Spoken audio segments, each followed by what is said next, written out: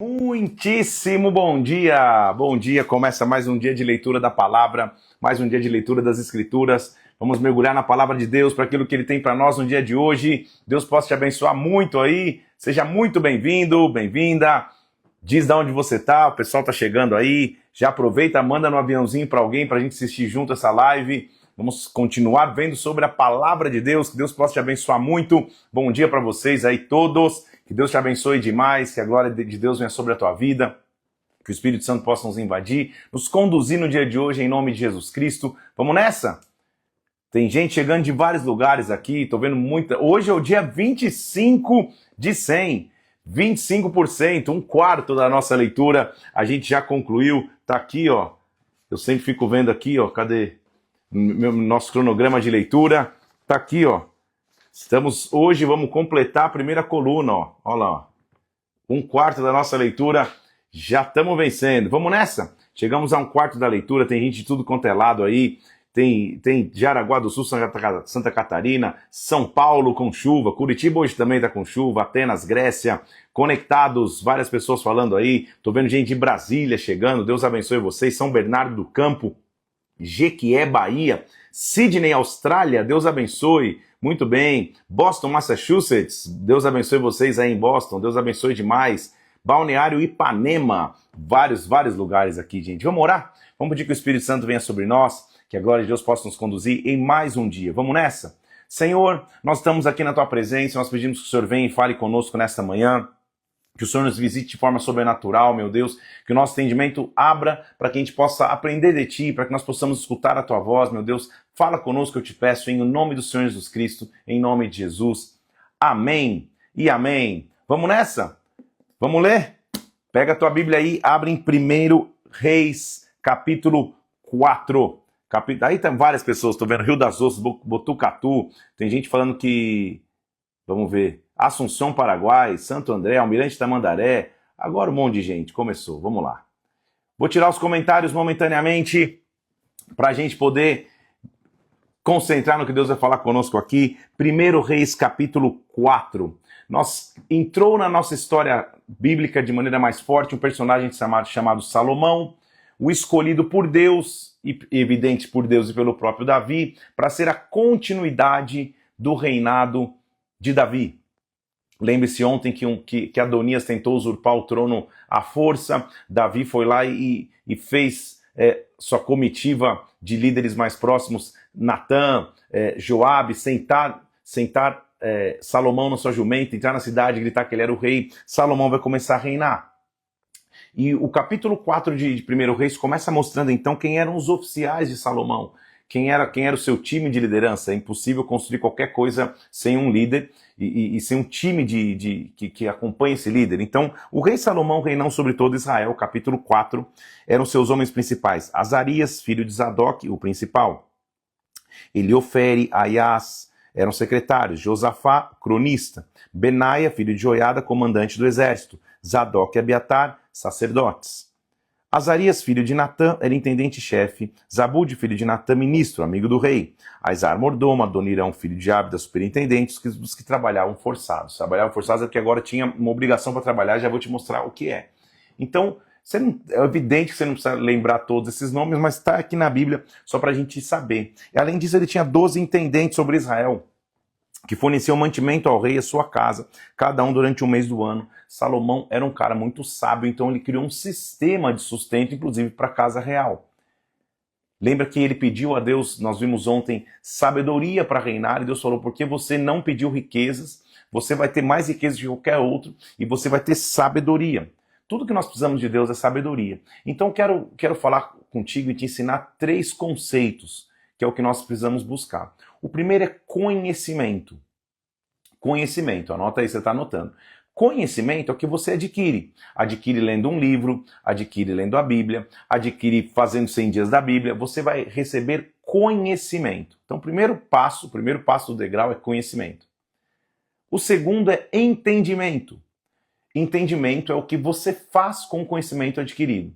Então, eu tenho agora conhecimento de alguma coisa e eu tenho entendimento nesta área. É como eu uso o conhecimento que foi aplicado. Então, vou fazer um curso de idiomas, vou buscar bastante conhecimento no idioma. Agora, com entendimento nesse idioma, eu o utilizo, tá bom? Então, todo ser humano, independente de sua fé, pode buscar conhecimento e entendimento. Possivelmente, quanto mais você tem experiência em algo, quanto mais os anos da vida vão passando, você adquire entendimento em algo, porque você buscou conhecimento. Agora, o terceiro nível desse degrau, por assim dizer, é o que nós chamamos de sabedoria. Sabedoria é o que Deus te dá para que você transforme o conhecimento e entendimento em algo aplicado para a sua vida. Sabedoria é só Deus quem pode nos conceder. Quem não tem a presença de Deus pode ter muito entendimento, mas pode não ser alguém sábio. Então nós temos que buscar sabedoria. O que Salomão tá sendo como exemplo aqui é o que acontece quando Deus pega e nos dá sabedoria. Quando Ele nos surpreende e a gente vai além do entendimento. Então busquemos todos os dias conhecimento, entendimento e a sabedoria que vem de Deus. E a sabedoria que vem do alto, tá bom? Anota esses 3 pontos aí. Salomão, porque tinha muita sabedoria de Deus, Judá e Israel começaram a crescer demais. Cresceram, versículo 20 do capítulo 4, como a areia que está ao pé do mar, comiam, bebiam e se alegravam.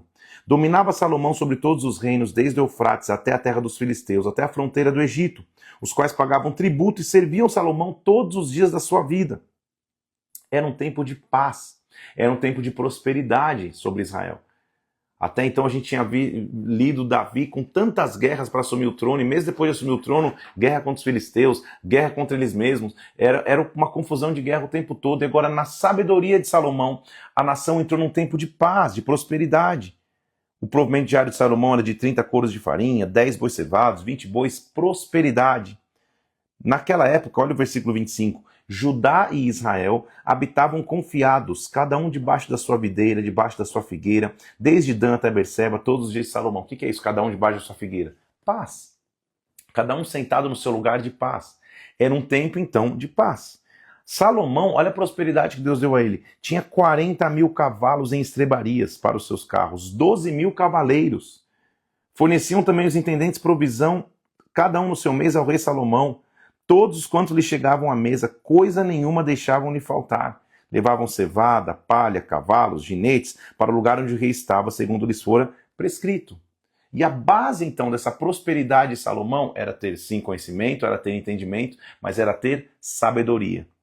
Deus também deu, versículo 29, deu também Deus a Salomão sabedoria, grandíssimo entendimento, lembra que eu falei? Larga inteligência como a areia que está na praia do mar. Então ele era alguém que, porque usou seu conhecimento associado ao entendimento, tinha inteligência. Tenhamos inteligência em todas as áreas de nossas vidas. Inteligência pelo conhecimento, inteligência emocional, inteligência. Mas a nossa inteligência ela tem que estar baseada na sabedoria que vem de Deus. Você entende como existe sempre um grau além? A sabedoria que vem de Deus, aí é só para quem busca, só para quem ora, só para quem se mergulha na presença dele, se torna alguém sábio, que anda por revelação, que anda por discernimento. Busquemos essa sabedoria. A sabedoria de Salomão, versículo 30, era maior do que a de todos do Oriente, do que toda a sabedoria dos egípcios. Era mais sábio do que todos os homens. Correu a sua fama por todas as nações. Compôs, olha o que Salomão fez, 3.000 provérbios, foram seus cânticos 1.005. Então Salomão, ele se tornou autor de livros importantes da Bíblia que nós vamos ler. Quando a gente chegar nos livros de sabedoria, de sapiência, a gente vai ver, por exemplo, Provérbios, Eclesiastes, Cantares, são livros que ele escreveu. A gente vai ler todos eles quando a gente chegar nesses dias da leitura. Salomão era alguém sábio.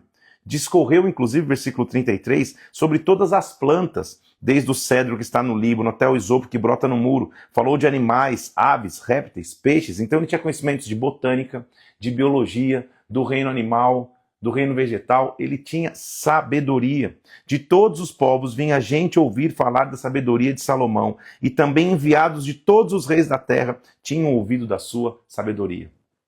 Eu quero entendimento. Eu quero conhecimento. Eu quero entendimento. Eu quero sabedoria que vem de Deus. Que essa sabedoria venha do alto sobre nós em nome de Jesus Cristo. Então estava indo tudo bem. Salomão, inclusive, faz uma aliança com o Irão. Irão, lembra que era aquele rei de Tiro que mandou, na época de Davi, madeira para que ele construísse a sua casa, e Davi então entendeu que Deus tinha uma aliança com ele? Agora Salomão quem faz uma aliança com ele, justamente porque foi benéfico a Davi. Versículo 3, ele diz assim: bem sabes que Davi, meu pai, não pôde edificar uma casa em nome do Senhor seu Deus, por causa das guerras que envolveram seus inimigos, até que o Senhor lhe pôs debaixo dos pés. Porém a mim, Salomão está dizendo, versículo 4, o Senhor meu Deus tem me dado descanso, todos os lados, não há inimigos, não há adversidade, era um tempo de paz. Então eu tenho a intenção de edificar uma casa em o nome do Senhor meu Deus, como falou o Senhor a Davi, meu pai, dizendo: teu filho que porém em teu lugar, esse edificará uma casa a meu nome. Então é importante nós entendermos. Há tempo de guerra, há tempo de luta, mas há tempo de paz para construir. É isso que eu quero profetizar sobre as nossas vidas.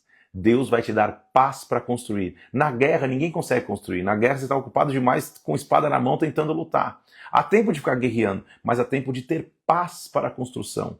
Que isso venha sobre nós, que isso venha sobre a tua vida. Que hoje você tenha paz para ter planos, paz para construir, paz para edificar. Eu falo isso para muitos líderes. E pastores, principalmente, quando eu tenho a chance de ministrar pastores. O trabalho principal de um pastor, ele é muito mais mental do que físico. Então você precisa de paz para construir, você precisa estar descansado, na tua mente descansado, no teu físico descansado muitas vezes, para construir, para edificar. Então tire momentos onde você senta, onde você desliga teu telefone, onde você desliga os contatos e entra na presença de Deus para construir, para planejar o futuro do teu ministério, o futuro da tua casa, da tua família, as pregações que você vai ter, a visão que Deus vai te dar, porque um líder precisa de paz para construir. Então que essa paz venha sobre ti em todas as áreas da sua vida. Eu sei que você sai, você luta, você corre, mas você tem que ter tempos de paz. Isso é ter sabedoria. Salomão, então, no tempo de paz, está começando a dizer: olha, meu pai quis construir um templo. Lembra disso que Davi um dia falou para Natã: olha, não é justo a minha casa estar linda aqui e a arca de Deus não ter um templo. Então Salomão falou: cara, nós vamos construir um templo. E ele faz um acordo com Irão, porque Irão vinha da região do Líbano, onde tinha muitos cedros, muitas árvores. Então, da ordem que do Líbano, versículo 6, cortem árvores, os meus servos estarão com os teus, e eu pagarei o salário segundo você determinar. Ele faz um acordo comercial com o Irão. Eu vou mandar meus servos, os teus também, que venham madeira para a gente construir. Ouvindo Irão as palavras de Salomão, muito se alegrou. Versículo 7 diz: bendito seja hoje o Senhor, que deu a Davi um filho sábio sobre este povo. Então Irão enviou mensageiros a Salomão dizendo: ouvi o que você me mandou fazer, farei toda a tua vontade acerca das madeiras de cedro e cipestre. Meus servos as levarão desde o Líbano até o mar, eu as farei conduzir em jangadas pelo mar até o lugar que você me designar, ali desamarrarei as madeiras, você fará minha vontade, dando provisões à minha casa. Eles fazem um acordo comercial. Deu versículo 12, olha só para você entender o tamanho da obra de Salomão, daqui a pouco eu vou te dizer. Versículo 10, Irão deu Salomão a madeira, Salomão deu a Irão 20 mil trigos, 20 mil coros de trigo, 20 coros de azeite. Deu o Senhor a Salomão, versículo 12, sabedoria como lhe havia prometido. Havia paz entre Irão e Salomão e fizeram uma aliança. Então, Salomão vai começar a pensar na construção de um templo. Na verdade, o que Salomão vai construir é um complexo que tinha casa real, casa para a filha de Faraó, casa de mantimentos e também o templo. A gente fala do templo de Salomão, que é o mais conhecido, mas era um complexo que ele ia construir.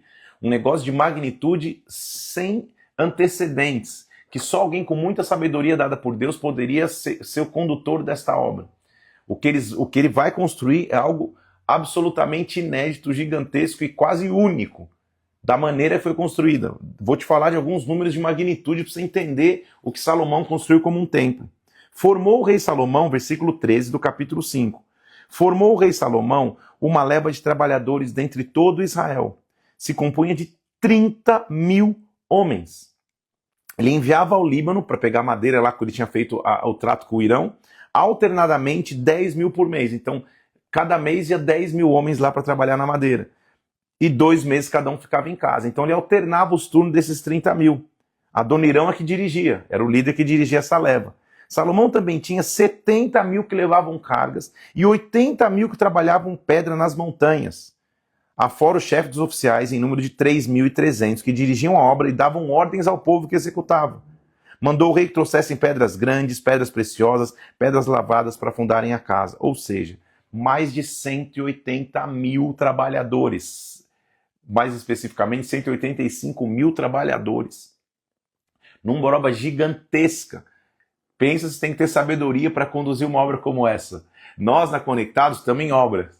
Tá muito longe de ter 185 mil pessoas trabalhando. E já dá um trabalho todo dia ter que reunir, fazer reunião, ir para um lado, boleto para pagar aqui, mais boleto para pagar lá. Imagina o que é construir uma obra desta magnitude. 30 mil trabalhadores só para buscar madeira. 10 mil vão, 20 mil descansam. 10 mil vão, uma escala de trabalhadores assim. 30 mil de um lado, 70 mil de outro, 80 mil de outro, pegando pedra, engastando pedra. 185 mil pessoas trabalhando. Só de chefe dos turnos tinha 3.300. Que tamanho de obra é essa? No ano 480, depois de terem saído do Egito, 480 anos depois, então, da travessia de sair do Egito, versículo 1 do capítulo 6, Salomão, no 4º ano do seu reinado, este é o mês segundo, o mês de Ziv, começou a edificar uma casa ao Senhor. A casa que o rei Salomão edificou ao Senhor era de 60 côvados de comprimento, 20 de largura, 30 de altura. Falando em metros, 27 metros de comprimento, 9 de largura, 13,5 de altura. Aí ele começa a mostrar como era. Edificava-se, olha só, deixa eu mostrar para você aqui. 1 Crônicas também relata isso. Em Crônicas a gente vai entrar com mais detalhes no Templo de Salomão, tá? Mas esse aqui era o templo, tá bom? Só para você ter uma ideia, mais ou menos, de como o templo, claro que ele está cortado aqui, para você ter uma perspectiva lá dentro. Olha a quantidade de ouro. Olha a bacia de limpeza, que agora era tudo muito com maior magnitude. Tinha um altar também, muitas coisas semelhantes ao tabernáculo, mas agora fixo, feito de pedras, porque agora não era uma tenda, agora ia ficar fixo lá em Jerusalém. Olha lá. Tá vendo? Só para você ter uma ideia, depois, onde você colocar Templo de Salomão do tempos antigos, você vai achar, porque senão você vai achar os templos de Salomão que estão sendo construídos modernamente agora, né? Então, só para você ter uma ideia, eu fiz umas anotações aqui, ó, tentando converter nos dias de hoje. Claro que não é um cálculo, só para a gente entender a magnitude desse templo. E se Deus é um Deus de provisão ou não é. Vamos tentar contar de ofertas pessoais do rei Davi, que ele deixou para o templo, foram 3.000 talentos de ouro, isso dá 105 toneladas de ouro. 7.000 talentos de prata, 245 toneladas de prata. Só isso, convertendo nos valores atuais, 13,9 bilhões de reais. Dos tesouros do reino, 100.000 talentos de ouro, 3,5 toneladas. 1 milhão talentos de prata, 35.000 toneladas de prata. 510 bilhões de reais. Ofertas dos líderes e do povo, 175 toneladas de ouro e 350 toneladas de prata, 23,5 bilhões de reais. Ou seja, só de ouro e prata no templo tinha nos valores atuais cerca de 550 bilhões de reais. Se você juntar madeira, ferro e bronze, o valor ultrapassa facilmente 600 bilhões de reais na construção de um templo. Claro que é um cálculo estimado, que a cotação do ouro muda todo dia, mas só para você entender, para ter uma ideia do tamanho da magnitude. Que obra é essa que se gasta 600 bi de reais? Imagina como tinha prosperidade em Israel naquela época. Como Deus estava abençoando a nação. Assim, e olha que interessante, gente, óbvio, não tinha projetista, não tinha computador para fazer projeto, e edificava-se a casa, olha o versículo 7, com pedras já preparadas nas pedreiras, de maneira que nem martelo, nem machado, nem instrumento de ferro se ouviu na casa quando se edificavam. Gente, era um Lego gigante. Eles não tinha barulho na obra. Olha que loucura é essa, meu Deus, que sabedoria é essa. Eles, nas pedreiras, entalhavam as pedras no tamanho correto, chegavam lá no local da construção, as pedras iam sendo encaixadas. É surreal, você vê o tamanho da magnitude desse templo, o que pode ser construído quando Deus te dá sabedoria. Então, assim edificou a casa, arrematou, cobriu com tabaco de cedro, ele vai começar a construir. Quando esta casa, o Senhor falou para Salomão dizendo, olha, versículo 12, quando esta casa que você edifica, se você andar os meus estatutos, meus juízos, se você guardar meus mandamentos, versículo 12. Eu cumprirei contigo a minha palavra que falei a Davi, e habitarei no meio dos filhos de Israel, e não desampararei meu povo. Então agora a gente vai começar a ver a descrição de como foi sendo construída a casa nesses capítulos. Eu não vou me mergulhar tanto no templo, porque a gente tem mais coisas para ler hoje aqui. Quando a gente chegar em 1 Crônicas, que vai ter também a descrição do templo, eu vou explicar mais o templo, semelhante como a gente explicou o tabernáculo, tá? Então, como é costume na hora que vai se descrever, quando se descreve um templo, se descreve de dentro para fora. Era a mesma coisa na descrição de Êxodo do tabernáculo. Então, a primeira coisa que ele vai falar é o Santo dos Santos. Salomão revestiu as paredes com tábuas de cedro e cobriu as paredes de madeira por dentro com tábuas cipestres. Cobriu o piso da casa. Revestiu também com tábuas de cedro o interior do Santo dos Santos. Esse era o santo lugar. No interior da casa preparou o Santo dos Santos para nele colocar a arca. Depois que ele fez tudo isso, revestiu, versículo 21, a casa de ouro puro. Fez passar cadeias de ouro por dentro do Santo dos Santos. Cobriu de ouro toda a casa inteiramente, o altar que estava o Santo dos Santos. A gente lembra disso, que madeira é a humanidade e ouro é divindade. Então ele cobre tudo com ouro. No Santo dos Santos fez 2 querubins de madeira. Cada asa de um querubim tinha 4,5 metros. Cada asa de querubim. Cobriu de ouro os querubins, versículo 28. Ornou as paredes, as portas. Ele construiu um palácio. Mas como eu te disse, ele construiu um complexo. Só para você entender o complexo. Tinha a casa do bosque do Líbano, o salão das colunas, a sala do julgamento. Quando eu te explicar com mais calma o tempo, você vai entender. Mas era algo absolutamente gigante. Era de uma magnitude sem precedentes. Levou só essa casa, versículo 38, levou Salomão 7 anos para edificá-la. Só essa primeira fase do templo. Edificou Salomão seus palácios reais, levando mais 13 anos para concluir. Então 13 mais 7, se eu não estou errado na conta, são 20 anos de construção. Pensa numa obra. Pensa em algo que foi realmente gigantesco, porque até então tinha sido construído para ficar permanentemente ali. Nós vamos saber e vamos ver lá na frente da história, não vou te dar spoiler, o que vai acontecer com o templo. Mas que magnitude, que coisa espetacular. Quando você vai em Jerusalém, e eu oro que você tenha a chance de ir um dia visitar, conhecer, pisar na terra ali para ver a Bíblia tomando forma. Quando você chega no Muro das Lamentações, em Jerusalém, acredita-se que aquele muro é da época original do Templo de Salomão. Por isso que é um local tão sagrado para tantas religiões e linhas religiosas. Porque acredita-se que ali, naquela região onde foi construído o templo, é o que resta, é o que sobra, é o que era daquela época. Só que porque todo o restante do templo foi destruído. Vamos chegar ali na frente. Então, era algo gigantesco. Ele construiu o salão das colunas, fez a sala do trono, versículo 7 do capítulo 7, fez a sala do julgamento, fez a sua casa que moraria, construções com pedras de valor, o fundamento eram pedras de valor, fez 2 colunas de bronze para a entrada do templo. Depois nós vamos ver com calma quando eu descrever o templo para você. Fez capitéis de fundição de bronze, obras de rede com ornamentos torcidos, fez romãs, 2 fileiras por cima, fez sala do trono. Era uma obra gigantesca. Então ele está de dentro para fora. Versículo 21 do capítulo 7. Levantou colunas no pórtico do templo. Levantou uma coluna direita que se chamava Jaquim. Levantou a coluna esquerda que se chamava Boaz. Jaquim e Boaz eram as colunas que estavam na frente do templo. Isso eu posso te falar agora. Jaquim significa beleza ou majestade. Boaz significa força. Então o templo foi edificado na beleza e na força, na majestade e na força. É aí que a sabedoria de Salomão edificou, na beleza, na majestade de Deus e na sua força.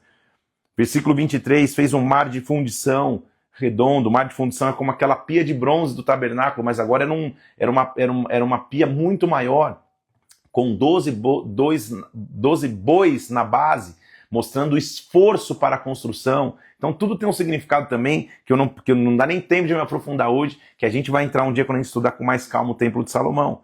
Então, chegou com tamanha magnitude a obra, que o versículo 47 diz assim: deixou Salomão de pesar todos os utensílios pelo seu excessivo número, não se verificando, pois, o peso do bronze. Chegou um ponto, então, que a estimativa, ele se perdeu, não dá mais para contar, não dá para contabilizar tantos materiais que ele usou. São 7 anos para construir o templo, mais 13 para terminar o complexo.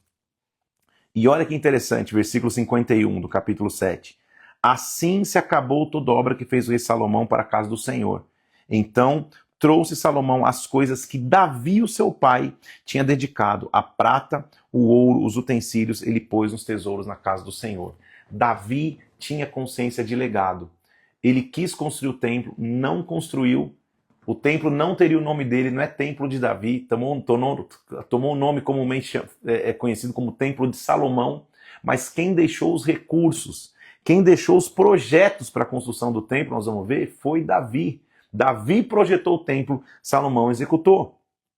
Congregou Salomão os anciãos de Israel, cabeças das tribos, para quê? Terminado a construção, a gente está lendo resumido aqui, né? Mas terminada a construção, o que ele fez? Eu vou subir a arca da aliança do Senhor, da cidade de Davi, lá de Sião, eu vou trazer agora para dentro do templo.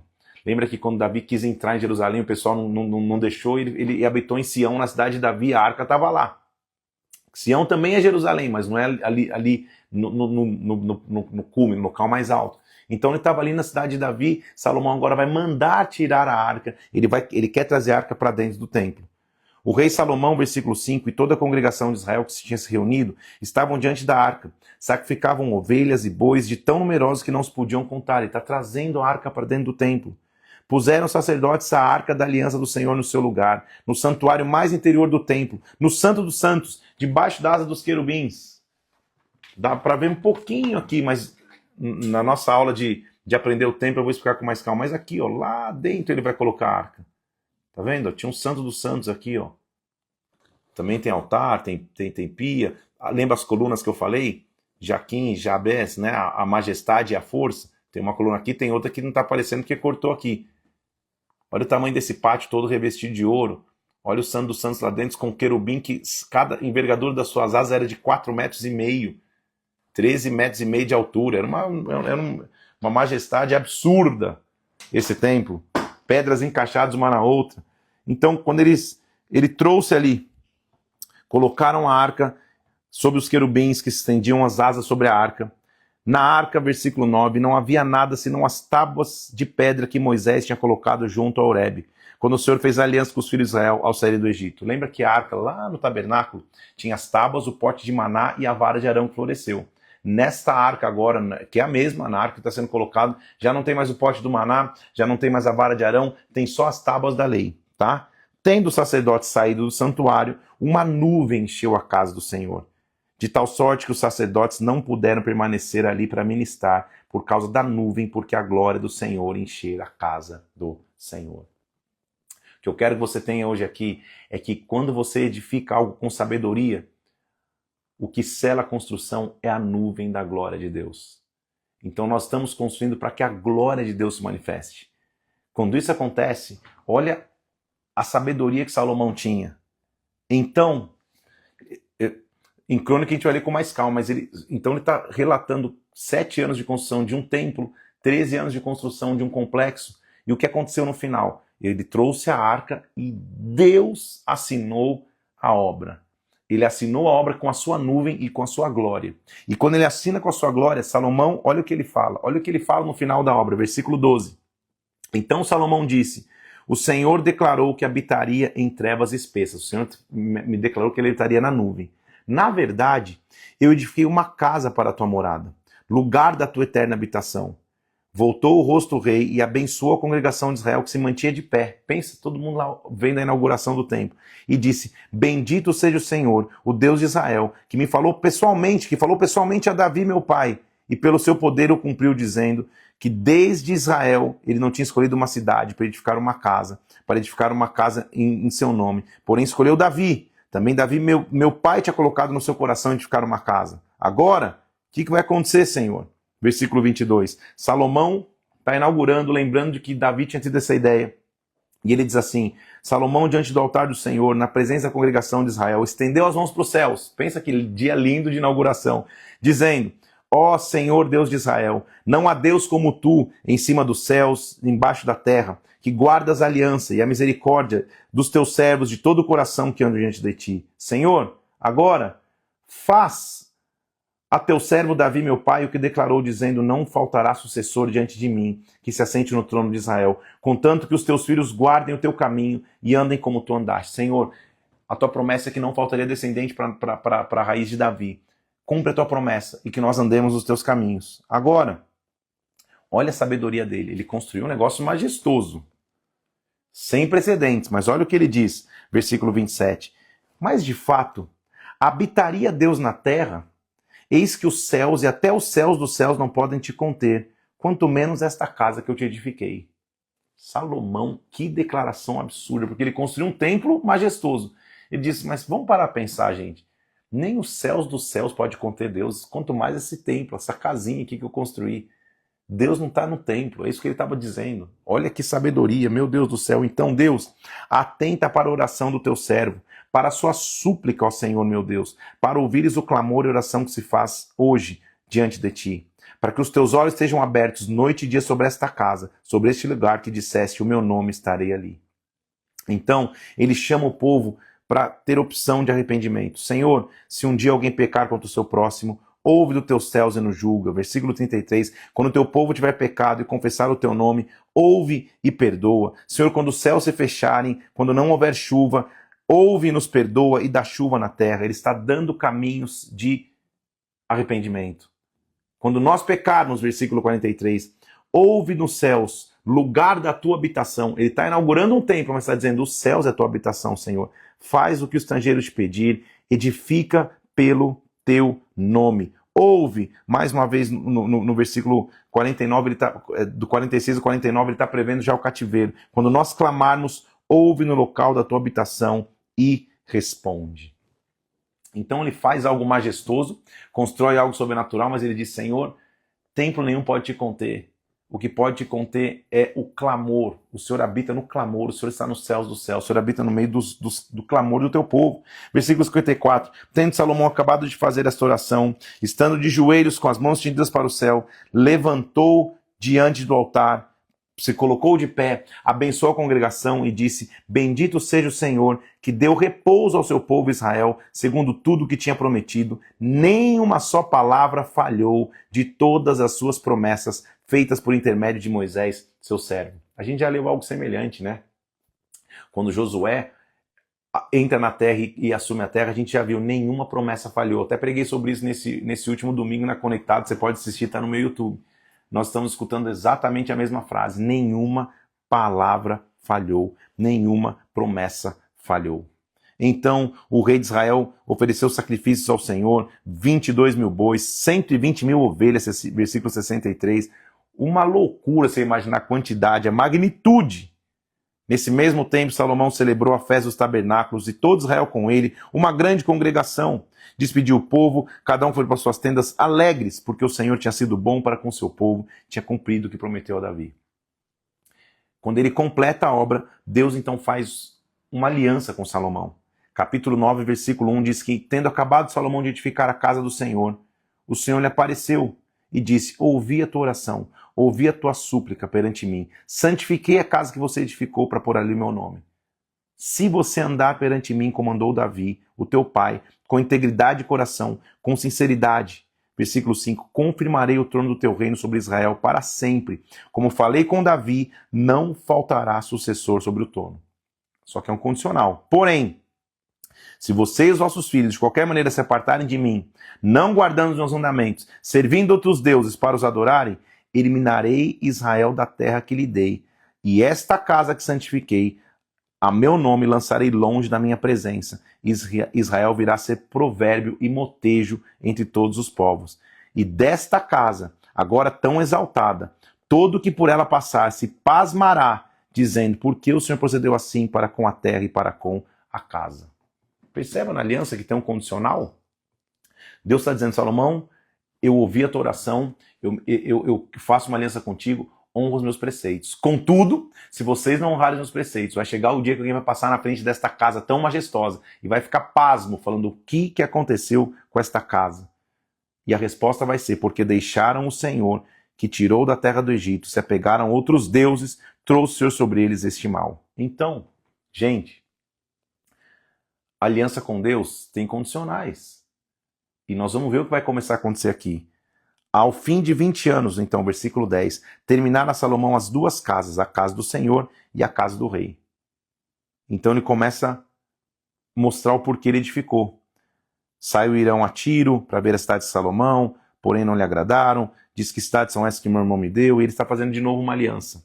A razão, versículo 15, que Salomão impôs o trabalho forçado é esta, para edificar a casa do Senhor, e a sua própria casa e Milo. Então ele de novo vai mostrar as alianças que ele continuou fazendo, as cidades que ele construiu de armazém, e foi algo tão majestoso que no capítulo 10, Salomão vai receber uma visita. A rainha de Sabá, ouvindo falar da fama de Salomão, veio para prová-lo com perguntas difíceis. Salomão lhe deu resposta para todas as perguntas. Vendo a rainha de Sabá toda a sabedoria que Salomão tinha edificado, ela ficou chocada. Ela falou, na verdade, eu tinha escutado falar a teu respeito. Contudo, eu não cria nas tuas palavras, mas felizes os teus homens e sérios, porque você, na verdade, sobrepuja em sabedoria e prosperidade a fama que você tinha. Então ele faz um tratado com ela, dá ao rei ela talentos de ouro, dá madeira de sândalo e ela vai embora da terra. Salomão tinha muita riqueza. O peso do ouro que ele tinha era de 23 toneladas.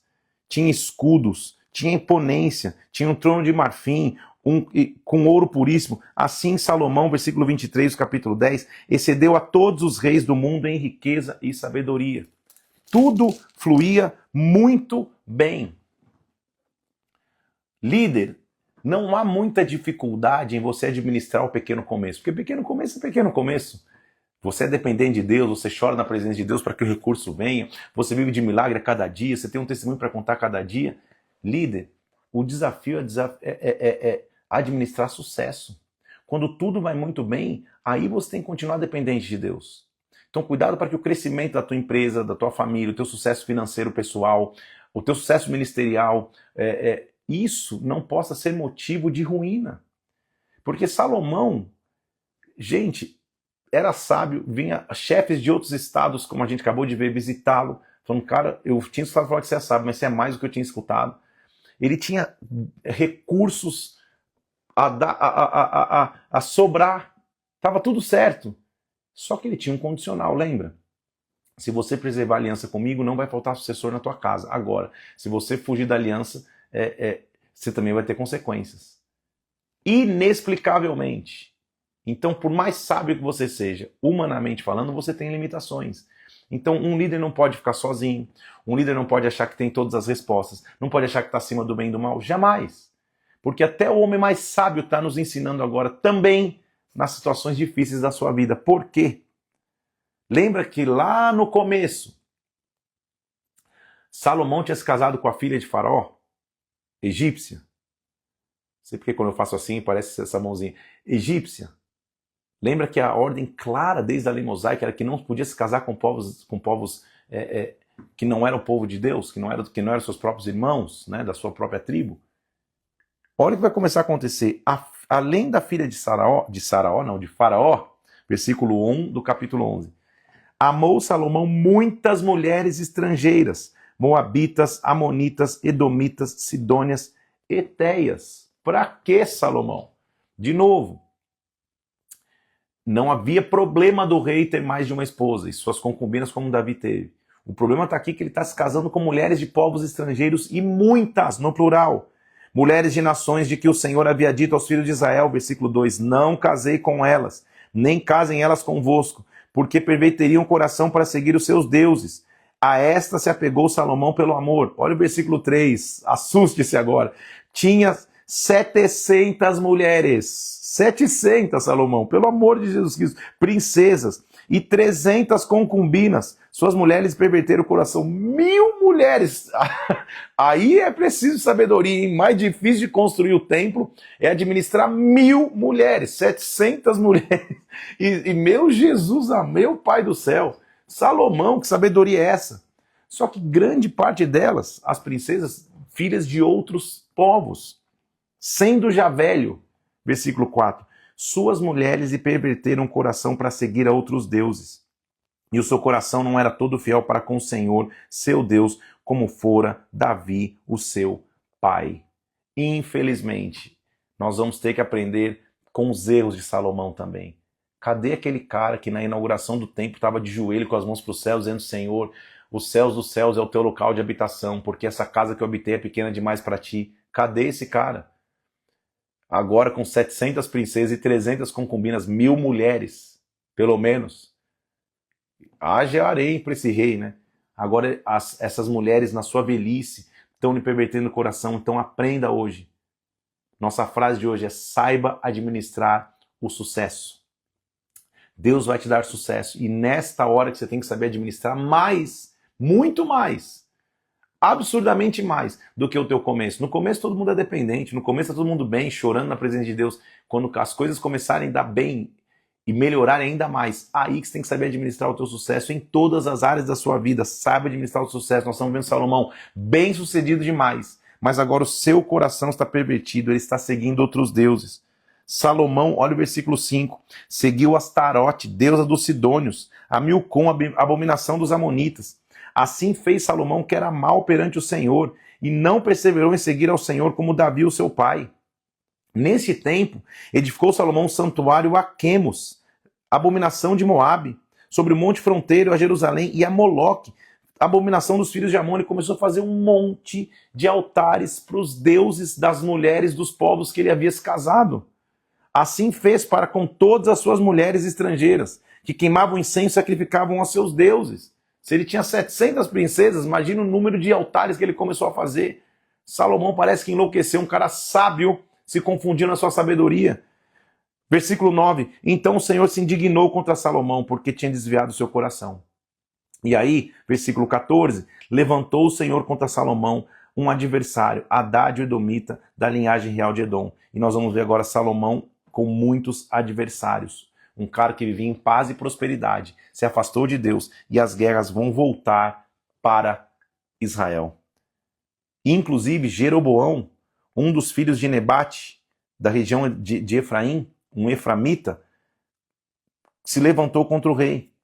E agora está querendo fazer uma divisão contra o rei, rasgando Israel no meio. Nós vamos ver isso. Quanto a mais, versículo 41 do capítulo 11.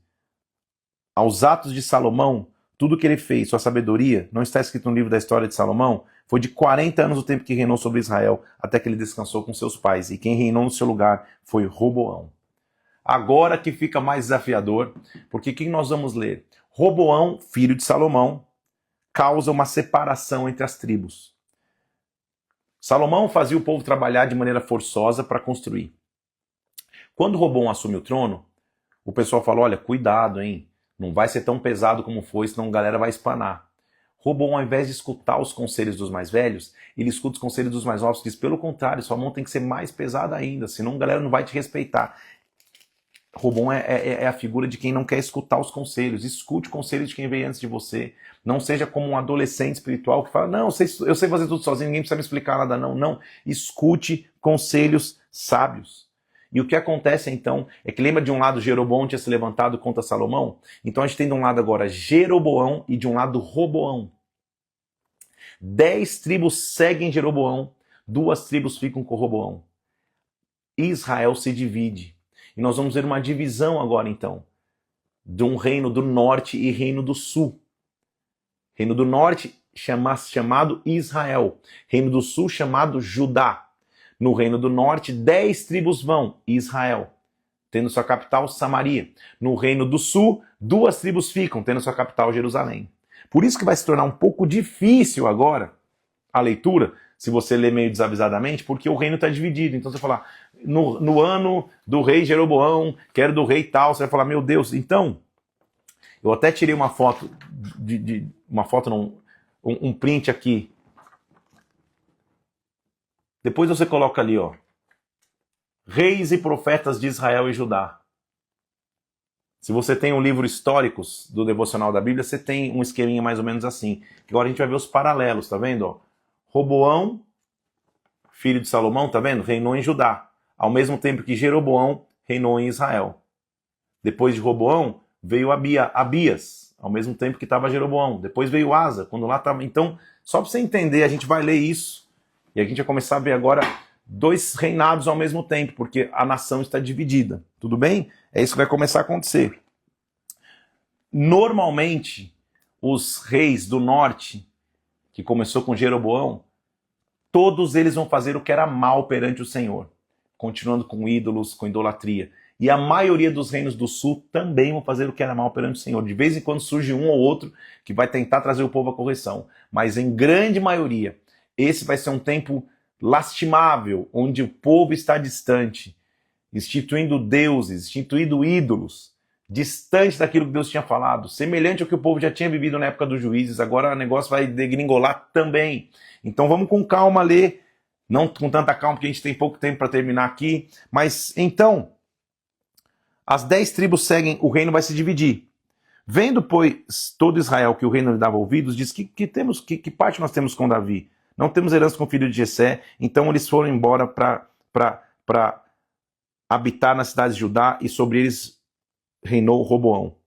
E 10 tribos seguiram Jeroboão. Vindo, pois, Roboão a Jerusalém, reuniu a tribo de Benjamim, desce para a guerra, para restituir o reino de Roboão, filho de Salomão. Ele queria de imediato brigar, porque ficou Judá e Benjamim de um lado e as outras tribos de outro. Então, Deus impede para que a guerra aconteça. Assim diz o Senhor, versículo 24, não subireis, nem pelejareis contra os vossos irmãos, filhos de Israel, cada um volte para sua casa, eu é que fiz isso. Deus permitiu a divisão. Jeroboão, primeiro rei então de Israel, das tribos do norte, versículo 25, edificou-se quem na região montanhosa, e disse Jeroboão, agora vai tornar o reino para a casa de Davi. Então o rei pegou conselhos, fez 2 bezerros de ouro, e disse, basta, ninguém precisa mais subir para Jerusalém. Está aqui os deuses de vocês, ó Israel, que te fizeram subir da terra do Egito. E Jeroboão leva o povo para idolatria.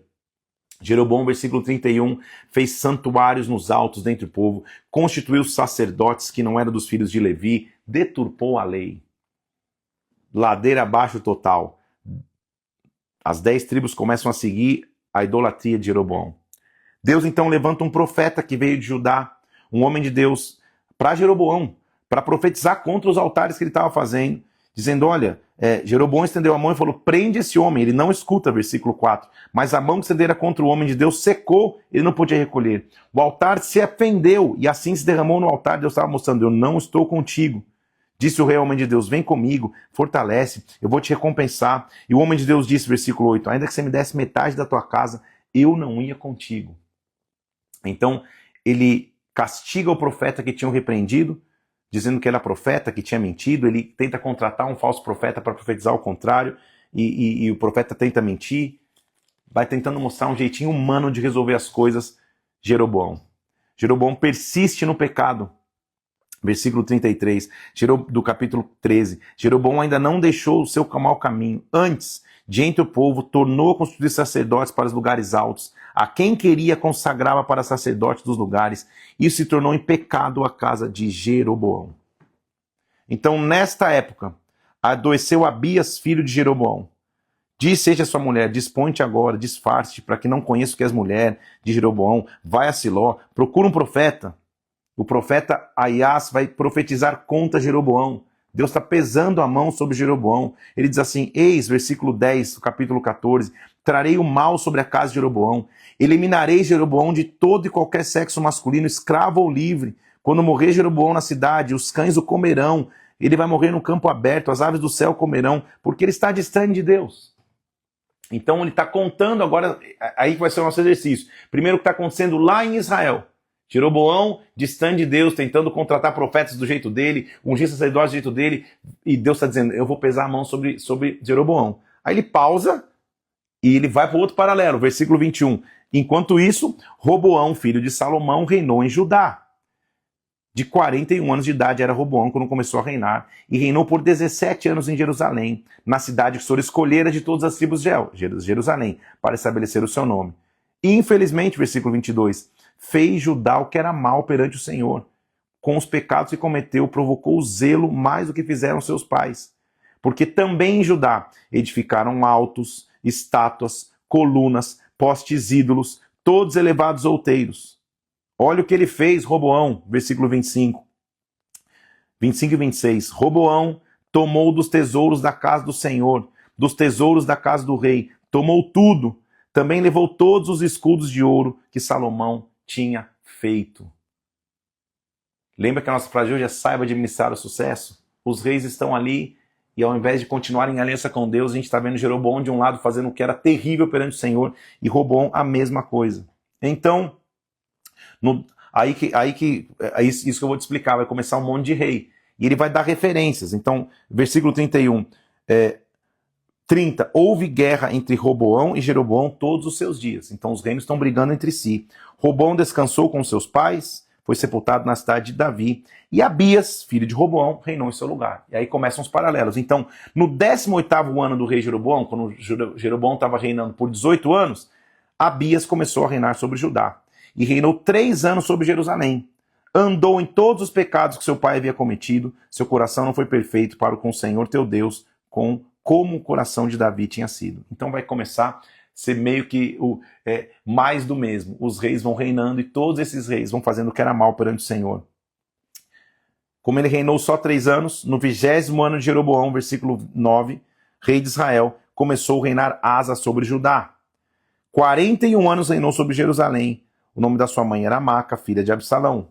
Asa, aí sempre vai ter um fiozinho de esperança, fez o que era reto perante o Senhor, como tinha feito Davi. Porque ele tirou da terra os prostitutos cultuais, removeu os ídolos, até Maca, sua mãe, ele também tirou o poste ídolo que ela tinha levantado. Então trouxe à casa do Senhor as coisas consagradas, restituiu de novo os objetos de ouro que tinham sido tirados do templo. Asa tomou a prata, o ouro, os restantes dos tesouros da casa do Senhor. Ele refez alianças, até que ele descansou com seus pais e foi sepultado na cidade de Davi. Então lembra que eu te disse que todos os reis de Israel fizeram o que era mal. Os de Judá, a maioria o que era mal, sempre surge um ou outro que dá um fio de esperança. Vai ser esse o ciclo. Então, quando Jeroboão morreu, versículo 25, Nadab, filho de Jeroboão, começou a reinar sobre Israel no ano 2º de Asa. Então, ele sempre vai dar uma referência para a gente entender. Você não precisa entender toda essa linha aqui, ó.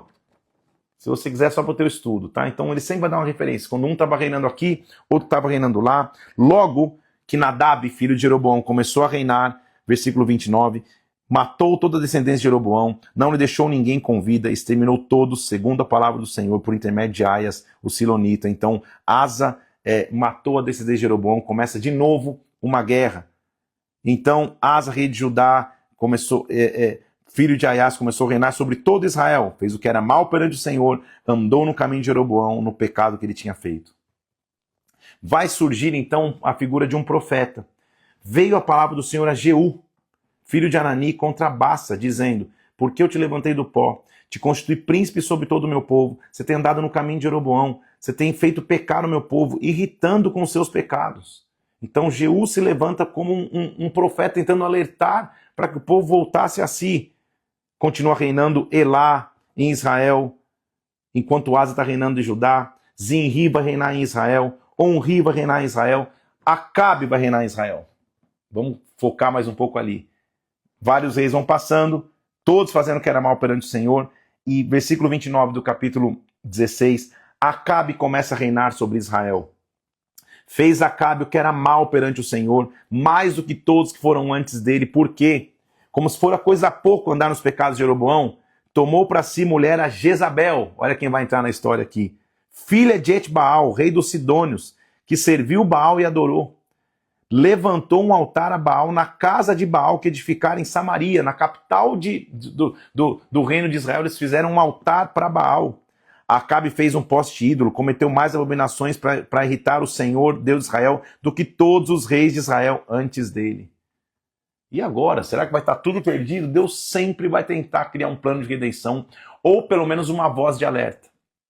Nossa leitura termina hoje, no capítulo 17, com a entrada de um personagem que vai ser a figura do profético no Antigo Testamento. Porque do nada, enquanto está essa loucura, reis, cada um de um lado reinando e a maioria fazendo o que era mal perante o Senhor, Elias, versículo 1 do capítulo 17, o tesbita dos moradores de Gileade disse a Acabe: tão certo como vive o Senhor de Israel, porque a nação está perdida. E Elias já entra no cenário profetizando e confrontando Acabe. Tão certo como vive o Senhor, cuja face eu estou, não choverá na terra nesses anos, segundo a minha palavra. Por quê? Uma das maiores divindades atribuídas a Baal era o poder de chover. Então Elias se levanta confrontando diretamente Baal, dizendo: a chuva que a gente espera, e era todo mundo agricultor, né? Não vem de Baal, vem de Deus, e eu vou te provar, não vai chover sobre a palavra que eu estou dizendo agora. Então a palavra do Senhor veio para Elias dizendo: olha, então você deu uma profecia pesada aí, vai todo mundo ficar numa seca, retira-te daqui, vai para um ribeiro chamado Querite, de frente ao Jordão. Você vai beber do ribeiro porque ordenei que corvos te sustentem. Então Elias já entra na narrativa bíblica mostrando que ele era um cara que tinha coragem de confrontar o rei e que dependia de Deus para viver. Ele vai sendo alimentado por corvos que traziam pela manhã pão e carne e no anoitecer traziam também pão e carne e ele bebia do ribeiro. Só que chega um dia que o Querite seca, o ribeiro seca e agora o Senhor o faz prosseguir e a gente vai ver o sobrenatural começando a entrar em atividade. Até então a gente nunca tinha lido relatos de sobrenaturalidade, de milagres desta forma. A gente tinha visto, por exemplo, Moisés peregrinando com o povo e o povo mordido por serpentes, ele levanta uma serpente, quem olhasse para a serpente era curado. Mas um personagem sendo o agente de milagres a gente vai começar a ver agora. Com Elias, que entra na narrativa bíblica. O ribeiro seca e o Senhor fala, levanta, vai para uma região chamada Sarepta, lá vai ter uma mulher que vai te sustentar. Quando Elias chega ali, ele vê uma mulher colhendo sozinha os gravetos, viúva, apanhando lenha. E ele fala para ela, olha, por favor, me traz um pouquinho de água para beber, traz um pouquinho também de um pãozinho que eu quero. E a mulher fala, cara, tão certo como vive o Senhor, eu não tenho nada. Eu tenho um restante de farinha numa panela e vou comer para que eu e meu filho possamos morrer. Elias fala, então não temas, faz o bolo para mim, faz para você, porque não vai faltar. Assim do Senhor Deus de Israel, versículo 14. A farinha da tua panela não se acabará, o azeite da tua botija não faltará, até o dia que o Senhor fizer chover sobre a terra. E da farinha, da panela, a farinha não se acabou, e o azeite não faltou, segundo a palavra do Senhor. Esse filho dessa mulher morreu, porque uma doença se agravou sobre ele, e ela falou, o que eu tenho contigo? Ele levou para cima no quarto onde ele estava hospedado, orou pelo menino, o menino voltou à vida, o Senhor atendeu a voz de Elias e o menino reviveu. Elias pegou o menino e devolveu para a mãe. Começa-se uma estação onde o profeta pode realizar milagres. Eu sei que é bastante conteúdo. E eu não quero que você se foque hoje nos reis especificamente. Eu quero que você se foque em duas coisas. Eu preciso ter sabedoria como Salomão teve, mas eu preciso saber administrar o sucesso. Saiba administrar o sucesso. Não dependa de Deus só quando as coisas estiverem ruins, quando você estiver começando, quando estiver chorando no começo, quando os recursos forem poucos. Saiba administrar o sucesso. Quando Deus te der sucesso, saiba administrá-los. Saiba acreditar a Deus, saiba depender de Deus. Não seja como os reis que se afastaram de Deus. Seja como o profeta que dependia de Deus para viver milagres, que dependia de Deus para multiplicar o azeite, que dependia de Deus para trazer ressurreição. Eu sei que é muita coisa, hein? Mas agora Elias entrou na história. E Elias vai causar um rebuliço, porque ele é profeta.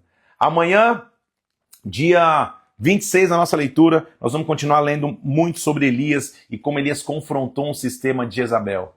Saiba administrar o sucesso. Dependa sempre de Deus. Viva pelo profético. Viva na presença do Pai. Vou subir essa live agora. Quando eu subir a live aqui, comenta.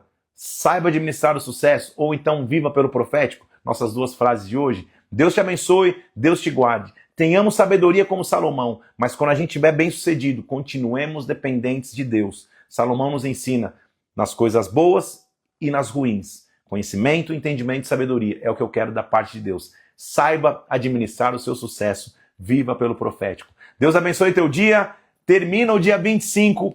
Hoje à noite, se você é daqui de Curitiba, nós vamos começar pela primeira vez nossos cultos durante a semana na Conectados.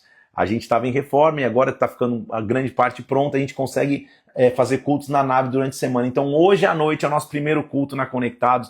Eu vou pregar hoje à noite. Então se você é de Curitiba, vem hoje 8 horas da noite na Conectados. Se você não é de Curitiba, você pode assistir hoje à noite o culto. Assista o que Deus vai falar conosco como igreja, o que Deus vai derramar sobre nós hoje à noite. Vamos viver pelo profético. Hoje à noite vai ser sobrenatural. Então hoje, se você é de Curitiba, te espero na Conectados às 8 horas. Deus te abençoe. Nos vemos aqui ao vivo no Instagram amanhã. Vamos mergulhar na história de Elias. Saiba administrar o seu sucesso. Viva pelo profético. Deus te abençoe. Vai ter transmissão do culto hoje à noite, sim. Assiste no YouTube, 8 da noite.